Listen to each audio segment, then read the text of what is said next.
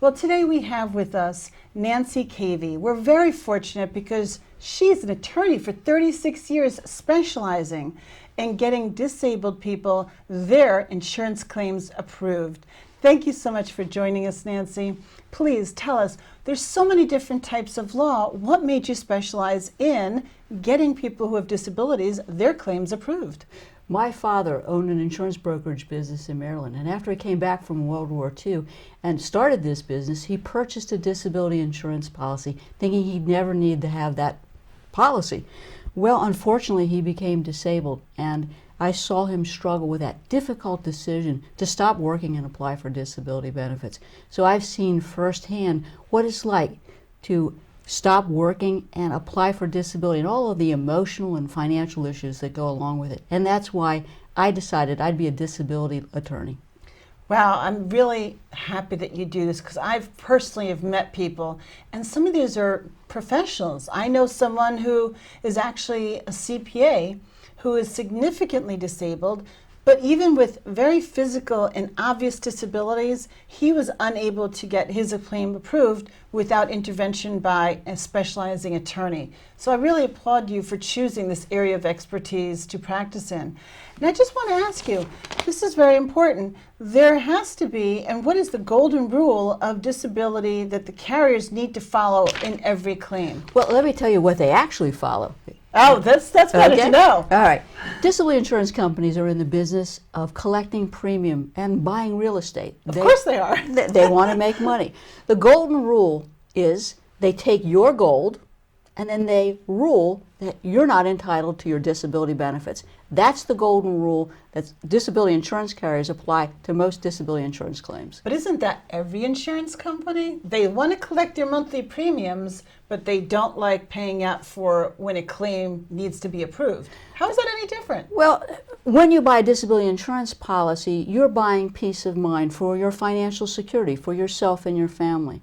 And you expect that the disability insurance carrier is going to pay you the disability benefits. You think that when you fill out that application and you send it in, there's going to be a FedEx check that arrives the next day. You mean that doesn't happen? That doesn't happen. Oh, that's why we're here. That's really what I think most people think. When does their money start rolling in and, hey, can that be deposited to my bank account? And unfortunately, life is not that fluid and easy, is it? No, it isn't. And you know, I see that the disability insurance carriers will prey on disability applicants because there are three general mistakes that applicants will make. Would you like to know what they are? I would love to know what they are, because that's why we're here, right? To dispel myths and get things done and approved. We need to help people through their crisis. So I think of it as PMP. What does that mean? The first mistakes that people make involve the policy. They don't know what is in their policy. But one of the key terms in a disability insurance policy is something called a discretionary clause. Do you know what that is? I don't. You need to tell me. That discretionary clause says that the disability insurance company gets the right to not only decide the terms of the policy, but whether or not you're disabled. And it becomes a golden handcuff that prevents a federal judge from overturning that disability denial. It's really tough if you've got that discretionary handcuff clause in the disability insurance policy. What is the third?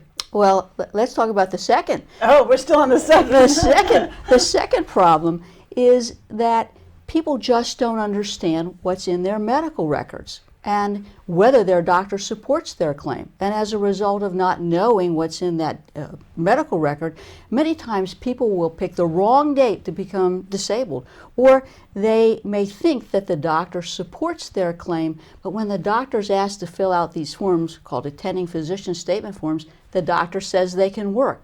And the last time, or the worst time you want to find out that your doctor doesn't support your claim is when that doctor's filling out attending physician statement forms for you. Why would a doctor not work with the patient they're helping? Doctors didn't go to medical school to learn how to write reports for disability insurance companies. They're interested in practicing medicine. That's one of the things I want the disability applicant to know before they apply for disability benefits. Does your doctor support your claim, and will that doctor fill out that attending physician statement form? Do you find that physicians are willing to discuss it with their client or their patient on how to help them facilitate a successful claim? Sometimes. Now, most doctors do have their own disability insurance policy, so they're familiar with disability insurance. But I think that it's important that you ask that question, because if you get an answer and the doctor says, well, no, I either don't support your claim or I won't fill out those forms, I have to tell my clients, it's time for you to find another doctor. You know, you may have the best doctor in the world, but if the doctor doesn't support your claim, then you don't have a case. But why would a doctor refuse to fill out these forms? Don't they have an obligation to help their patient? Well, they do have an obligation, but no one's holding a gun to their head to say, yes, you've got to fill out these forms. So, unfortunately, there are times when doctors just won't cooperate. But you need to know that before you apply for disability benefits. That is so unconscionable why anyone would harm. To me, that's harming someone to just be able to live and pay their bills. Well, another mistake that I see applicants make is, I call it the practical problems. And can you imagine what those practical problems are? How could it be practical? What would those problems look like? Well, you have a cell phone, right? Of course, don't we all? And what do you do on your cell phone? Everything. They're smartphones. Right, and they're smart, and you play games, and you do social media, like Facebook. So one of the things I suggest is that you turn off all of your social media. And in fact, that you don't let your relatives comment about you or post photographs, because disability insurance carriers will do an investigation of your social media posting. So I tell my clients, no. We are going to pull the plug in. You're going to be disconnected from social media. That's an excellent tip. They've heard that so many problems can arise by divulging too much of your day-to-day on social media for a variety of reasons. Can you just give me one example of a claim that sticks out in your head before we have to wrap up? Sure. I've had the honor of representing a female Marine Corps major who had a distinguished service, and when she retired, she became employed at a defense firm in Washington, D.C. Unfortunately, she had a stroke, and when she applied for disability benefits, the insurance company said, it's all in your head. That's horrible. It's psychiatric. It's not organic. Ultimately, we filed an appeal. We filed a lawsuit. And for the first time, Vivian, the disability insurance carrier got to meet my client. And I said to them, Marines don't cry. So you do a great benefit, not just to every American who ends up being your client, but to those who have served keeping America safe. Thank you so much, Nancy. That has been extremely informative to everyone who needs this help. Thank you.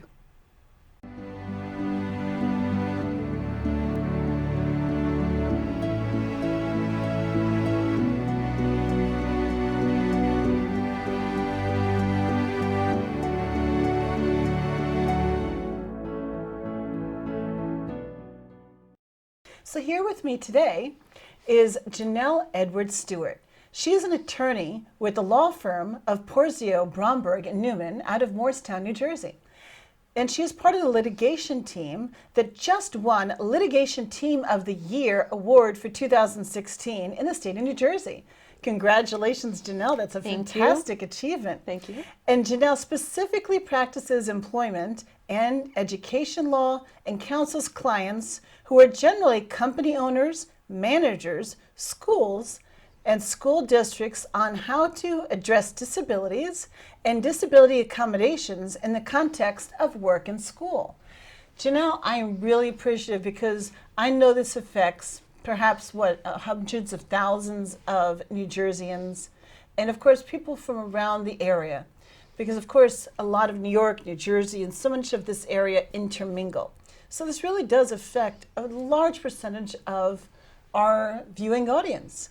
So first of all, there's something called the ADA. Could you please explain what the ADA is and how it affects people? I sure can. Thank you, Vivian, for that lovely introduction. The ADA was established in 1990 to offer broad protections to individuals with disabilities.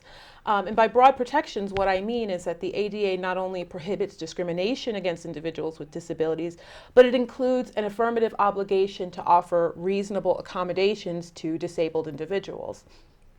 Now, when you say reasonable accommodation, so we're talking naturally at work and school. So there my question lies. Who decides what is reasonable? Is there a panel somewhere? Is it the government? Who does make that judgment call of what is deemed to be reasonable. Because, for example, what is the percentage of small business owners in this area? I believe it's something to the effect around 30 to 35% of the population is a small business owner. And of course, it's an average of 45% of the workforce employed by small business owners. So this is quite substantial numbers.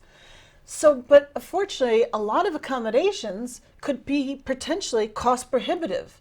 So who has the right? Is it the small business owner that by hiring someone who might have a handicap that might not even be obvious?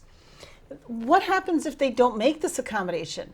And there's all kinds of accommodations. What if they have and I've even heard about this, a comfort animal? I mean, there's all for somebody who may have a psychological challenge. And when you hire someone like that as a small business owner, this disability is not visible. It's not as if they're walking in with a cane or a wheelchair that's visible.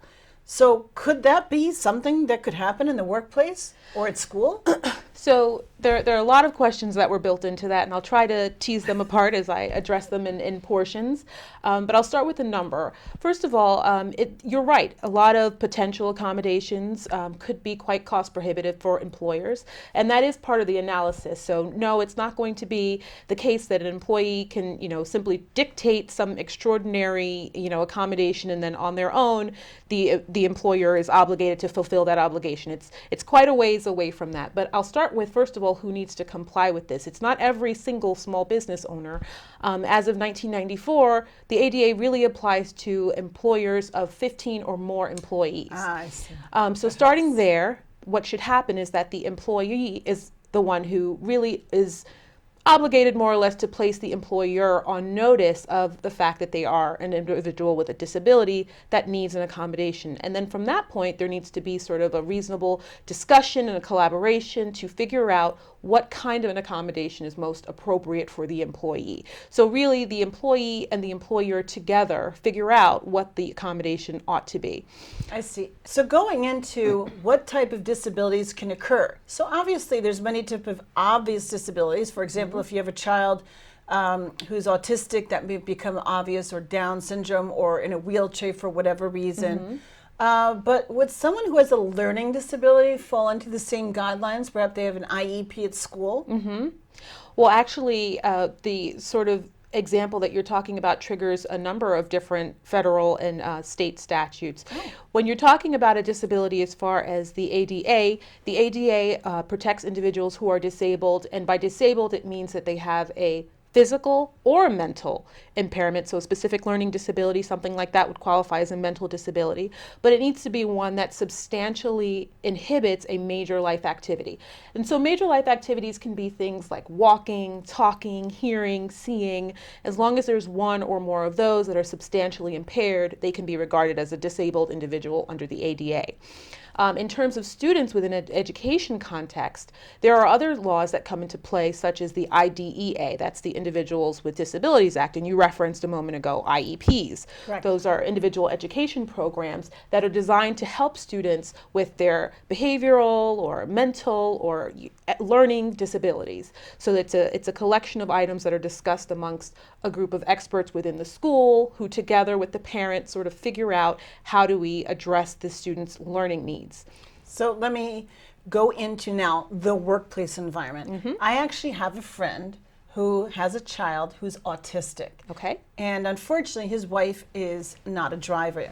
So he then has to take the time off of work to take his son to appointments, whether they be doctor appointments, they're looking into a specialized school. Now, he happens to own his own company. Thank goodness this isn't something he has to report to a boss about. But let's face it, not everyone's going to be self-employed with this issue.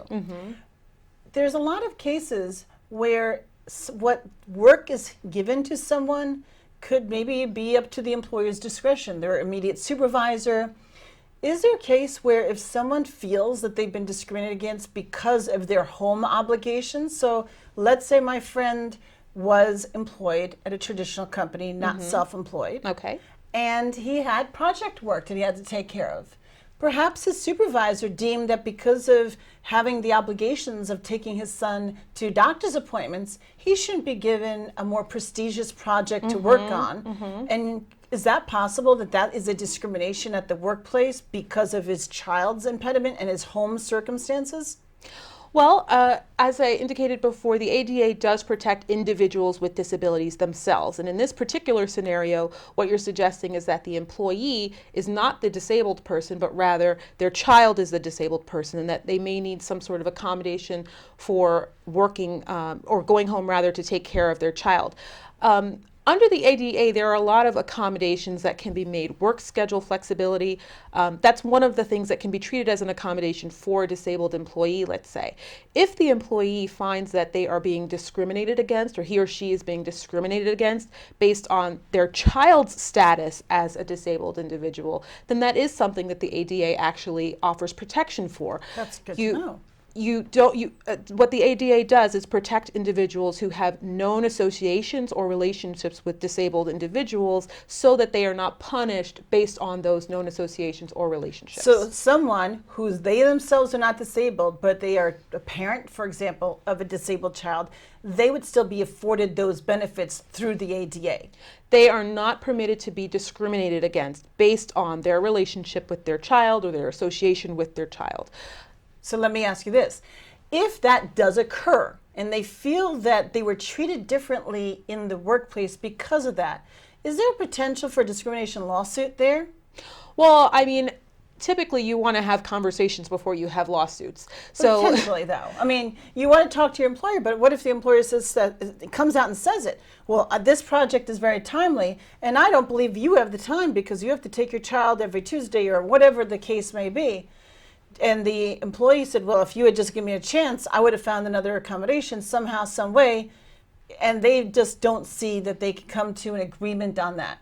What can someone do in that case? Is there any kind of recourse? So there are a couple of things I think are involved in that question. One of the things has to do with the ways that an employer can treat an employee who he perceives to be disabled or who he or she perceives to be affiliated with someone who's disabled. They will not be able to discriminate against the employee in terms of hiring, promotion, job assignments are one of the things, right? So the ADA does not allow for employees to be discriminated against in any of those areas. Project assignments would be included among those things. But again, if the employee actually thinks that they qualify for a accommodation, it would be the employee's obligation to make sure that the employer is aware of any accommodation that he or she might need, including work schedule changes to deal with different things, so that perhaps they can take on different assignments or limit their commitments in the workplace. What I love is you're an attorney explaining how we can come to agreement instead of jumping to a lawsuit. It's true.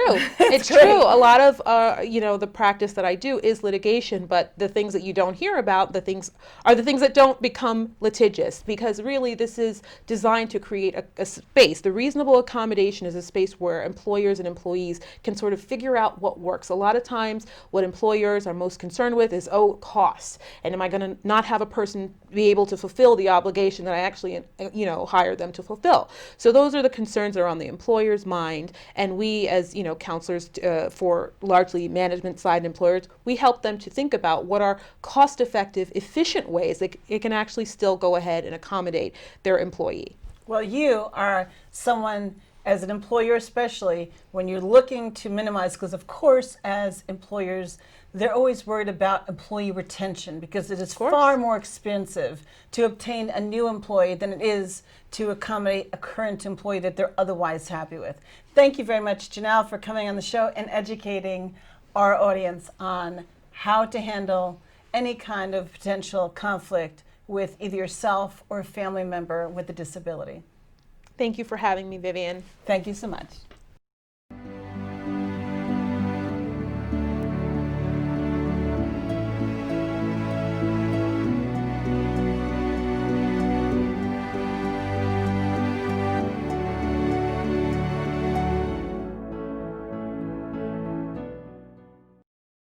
Our next guest, Ronn Yiash, is here to shed some light on helping special needs families keep life simple. Welcome, Ronn. So my first question is, can you explain to me how complex having a disability, for especially a child in a family, what that can do to someone, especially their finances? So it's a good question. I would liken it to a reality show of, let's say, a chef reality show, where you walk in, things are really tense. Everybody's on, a pressure type of environment. Things are flying, and there are a lot of expectations. And all of a sudden, you have to take all the ingredients, and you have to kind of make something beautiful. So that's what walking into a life of a family who has a child with special needs is like. You don't know what you're going to get. The families are very unique and very different. The individual with special needs is very different. And the social dynamic of the entire family really shifts and changes depending on how the family handles the situation. Well, so many people talk about a 529. Sure. What is a 529A ABLE account? It's fairly new. Explain that, please. Okay, so before explaining that, you have to understand. 1 second.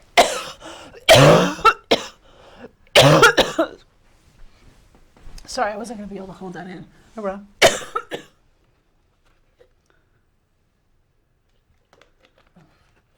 Let me start that again. Sorry.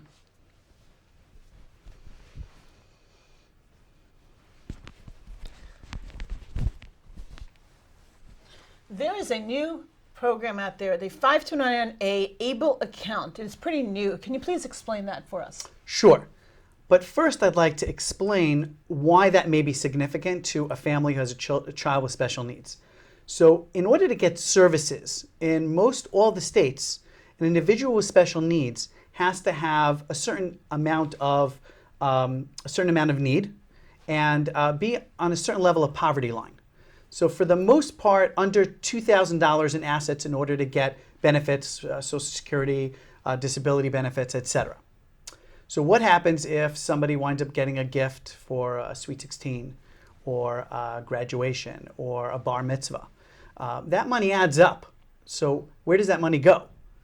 So the government came up with this idea of having a 529 account where this individual with special needs can have up to $14,000 a year put in without impacting their services. That's great. Yes. Because I actually have a family member now who was told that in order to get Medicaid assistance, they had to get rid of almost all their assets, similar to the $2,000. So is that possible? If someone's on the cusp, is it possible to do a spend down in order to get that qualifying amount? You definitely can do a spend down. It depends on the family's situation. The ideal is to have a special needs family trust. That's very expensive, and it's not easy for a family to come up with $3,000 to $5,000 to create a trust. So this is another option for families to be able to save to have that, so that they could get the services. But there is a little bit of a difference between a special needs trust and the 529. The special needs trust, after the individual expires or dies, that money can get dispersed to anybody, and the government doesn't go in and claw it back. So I have a relative who has someone with a special need, but she's now an adult. But her parents in their 70s are concerned. So we are talking right now about children, but even though this person is an adult, if you're talking about a child who is maybe 16, 17, even 20, 21 years old, but the parents don't see that child being able to care for themselves. Do you recommend that? Because unfortunately, people do pass away together, parents. Right. So what if they're going out together for any reason whatsoever, and they have to leave this child with a caretaker? Do you recommend a special provision in a will as part of being a responsible parent to take care of this child, maybe of a trust? How do they disperse a large or any size of money in a will to this child to make sure they're maintained and taken care of? Okay, so there are really two parts to this. One part, I would say, it's important to have another component besides for the will, something the families don't do often enough. It's called a letter of intent. Oh, what is a letter of intent? A letter of intent is basically a guide to give the next person who's going to be taking care of your child to be able to fulfill that child's life the way you envision it. As complex as their personal habits, their personal needs. Johnny, is having a really tough time going to sleep every single night, and no one knows why, because mom forgot to tell the person who's caring either in a group home or whatever environment that Johnny needs his pink pacifier in his left hand. Otherwise, he won't go to sleep. or certain, hygiene care or certain medical care. So the letter of intent is crucial, and then side by side to that, you definitely want to have a will. You definitely want to have a will articulating who the money is going towards. But if you could afford it, ideally you want to have a special needs family trust.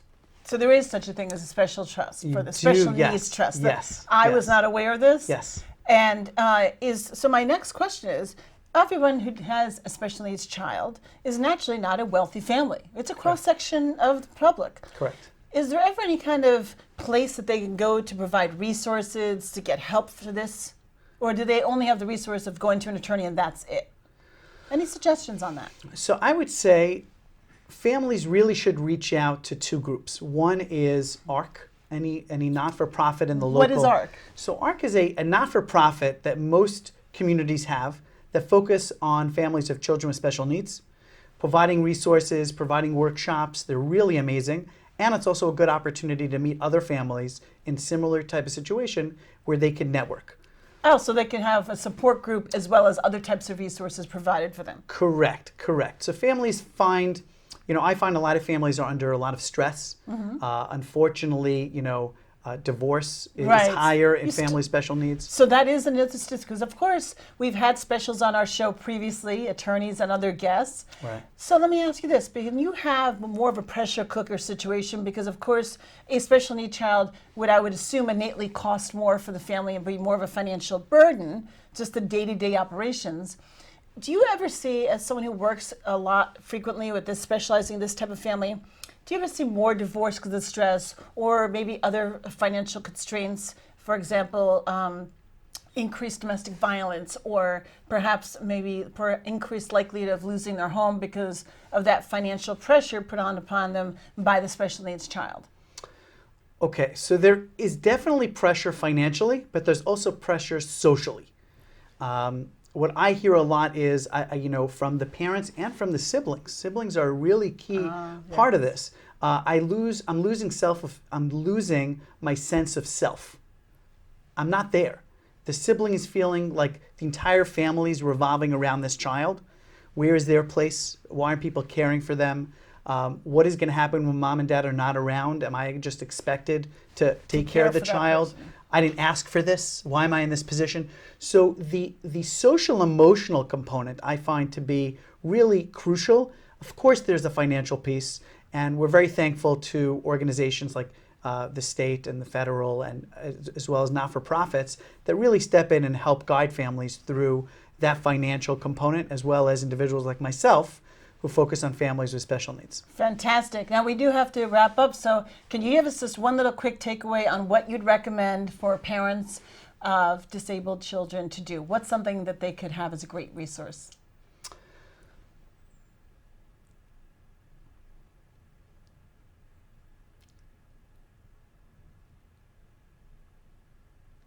Okay, so can you tell me real quick, what's one last parting pearl of wisdom you can provide? Get advice. Get advice. So where would they look for advice? Is it a CPA situation? Is it a attorney situation? Or do they just trust that you think that ARC is a great place for anyone of any kind of disability? Because I know it originally stood for Association of Retarded Citizens, right? Correct. Originally, but this was a long time ago, so of course they broadened the scope. So do you think anyone could go to ARC and maybe they could provide them further information? So I would say ARC is definitely a backbone in the special needs community. But getting advice, if individuals want help with taxes, they go to a tax attorney, they go to a CPA. If individuals want help medically, they go to a doctor. It's important to seek guidance because you don't have to have this on your plate, and that financial pressure can be relieved if you get the right support. Great. Thank you so much, Ron. I appreciate you coming in to help our viewing audience.